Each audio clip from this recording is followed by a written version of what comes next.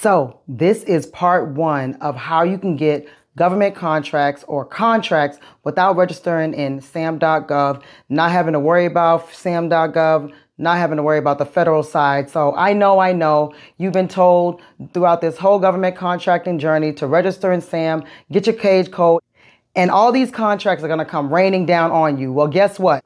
That is wrong. Well, it's not all the way wrong. It's partially wrong. And although registering in sam.gov, going the federal route, is a very popular and very lucrative and a pretty good way to get started in government contracting, it's also the most complicated way to get started in government contracting. There are so many ways to get this GovCon money out here without having to register in SAM ever and still be a millionaire.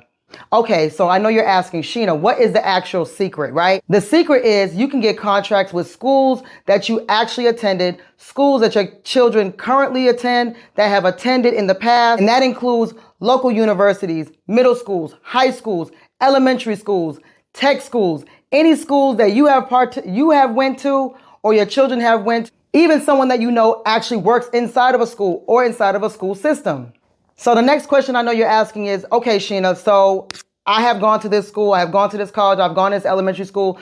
This is where my kids go. What service am I providing? So if you really think about it, what services need to be done at a school? Usually I'm going to talk about facility management services, janitorial, floor repair, painting, all these things, landscaping, but there also are training opportunities that you can provide to schools. Every curriculum is not based on the Department of Education. There are some external educational programs that sometimes schools bring in, especially colleges, bring in to schools in order to train in a different way, especially when it comes to charter schools and also in colleges. So you could be that provider of a training program or even providing staff to provide a training program that's already in existence. And you can also provide staff to schools.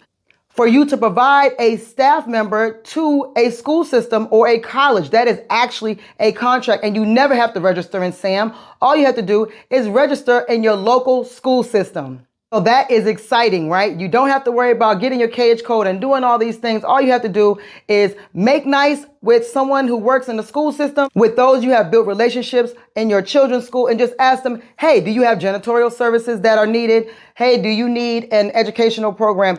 Oh, by the way, we provide painting. If you ever need painting, please think about us. Also, we can provide books. There's not a lot of physical books still in existence, but they're still all books. There are contracts out there for you to provide books to schools and to other institutions. So keep that in mind when you're thinking about doing government contracting, but you're saying, I am confused about the sam.gov registration and I want to be able to provide a service and I want to be able to do it quickly. This is one of the quickest ways to get into local contracting, is starting where you are. School system, something that you have participated in, something that your children participate in, and also if you know someone that's within the school system. So please stay tuned for part 2 of this series.